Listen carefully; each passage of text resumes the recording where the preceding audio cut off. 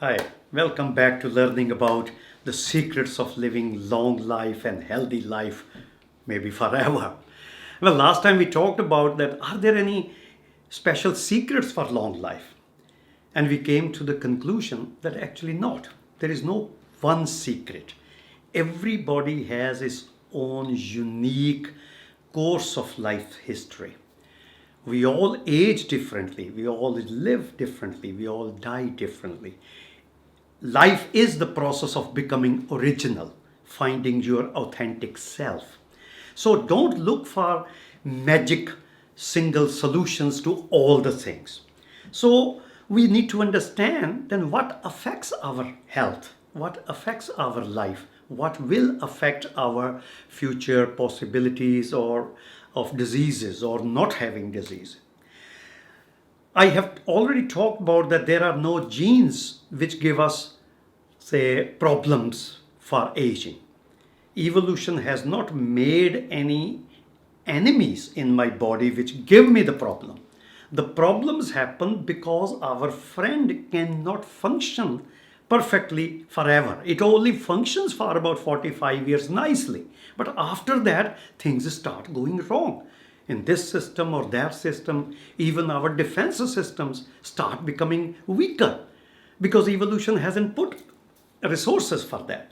So, what affects our quality of life, physically, mentally, socially? There is, of course, genetics is involved, first of all.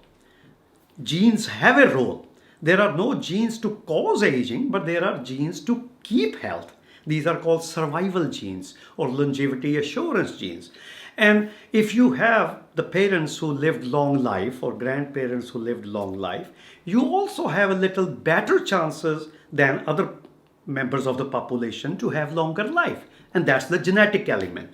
But research shows that the genes have about 25% contribution in our life. That if you carry good genes from your parents, grandparents, you will carry the good effects also. But those effects are about 25%. Having genes on its own doesn't mean that now you can do anything and live anyway with dangerous style of life, with bad food, with drugs, with smoking, with whatever those things, and you won't be affected. Yes, there can be people who can smoke 20 cigarettes a day and live 200 years, but they will be very rare. Most of us will be paying the price for that kind of lifestyle. So 25% of our life gets affected by our genes. So 75% of life is basically in our own hands. What we do or what is done to us, either by choice or by circumstances. And that is where a lot of research has shown all the factors which affect our life. Right from the time of being a little fetus in the womb of the mother, what situation, what health condition of our mother was, what kind of diseases she had, what kind of food she was having, what kind of mental moods she was going through, affects our life 60 years later. There is so much data shown on that, that even events happening before birth determine a lot later on. Then when we are born, how our childhood has been, what kind of infections we got, what kind of challenges our immune system had to go through to fight that. Like when I was a child in India, I think by the age of 15 or 16, I went through 3 or 4 rounds of malaria, yeah? Which doesn't happen in the Western world anymore. Now, how that malarial challenge has taken the toll in my immune system, it might be shown later on. Same thing about early nutrition. Same thing about early childhood lifestyle habits, whether you have been physically active or not active, whether you have grown up in a happy family or not happy family.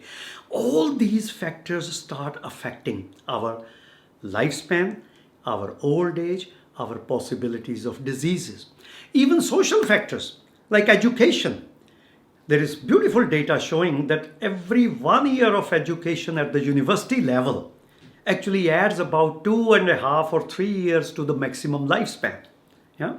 Because education makes you also aware of your health status, You are able to understand your body, you take care of the body. You have also better chances of getting better jobs. Your social identity is better. So your socio-economic status, which always goes nicely with the long lifespan, that is affected on health and due to all your education. Then what kind of relationship you have in life, whether you have socially active life or whether you have to live alone. Some time it's okay to live alone by choice, but often in our old age we are forced to become lonely, whether we have gone through separations, divorce, deaths of the partners, loved ones. Those things again affect what is going to happen to us. And a very interesting thing which has come recently from the data is how you view yourself as healthy or unhealthy.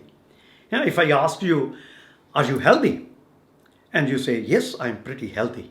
Even if you have, say, some obvious problem, that is going to show up in your survival possibility. There is data showing that even if I measure genes, and we have done this research in our lab also, that there are some genes which go with long life. But then they go with long life if those people are also optimistic, positive, active, taking care of themselves from physical and mental, both sides of the story.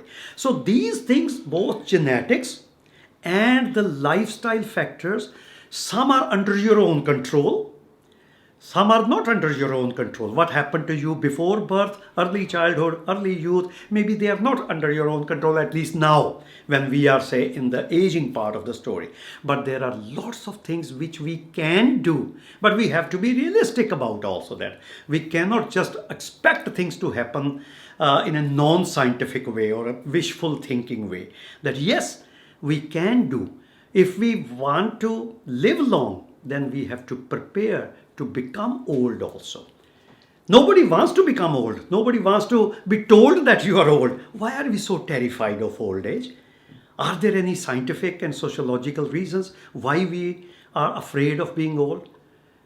That's what we will talk the next time. How to accept our old age and how to prepare for that. See you.